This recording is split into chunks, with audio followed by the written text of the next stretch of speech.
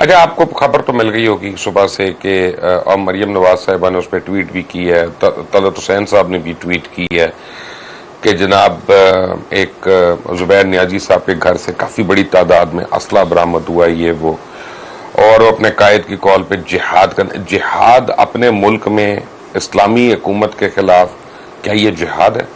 अब देखें, जिहाद की तो कई इस्तिलाहें हैं, पता नहीं खान साहब ने कौन सी उसको और किस टाइम पे चूज किया है।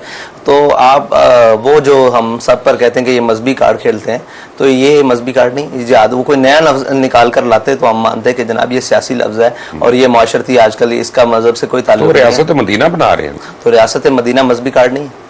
हाँ बिल्कुल है। तो जब रियासत मदीना का नाम लेकर खान साहब इस मुल्क में सियासत कर सकते हैं, तो हम नामूस रिसालत, पाकिस्तान का मतलब क्या, ला इलाहा इल्लल्लाह मुहम्मद रसूलुल्लाह, ताजदार खत्म नबूवत, ये नारा लगा के पाकिस्तान में सियासत क्यों नहीं कर सकते? ये दोहरा मेयार क्यों है? ये तो अब मेरे पास कोई जवाब नहीं है। तो इसी तरह ये इसका जवाब किसी के पास भी नहीं है कि वो जब भी बात आती है हम पर अटैक कर लेते हैं और जब जवाब देने की बारी आती है तो हम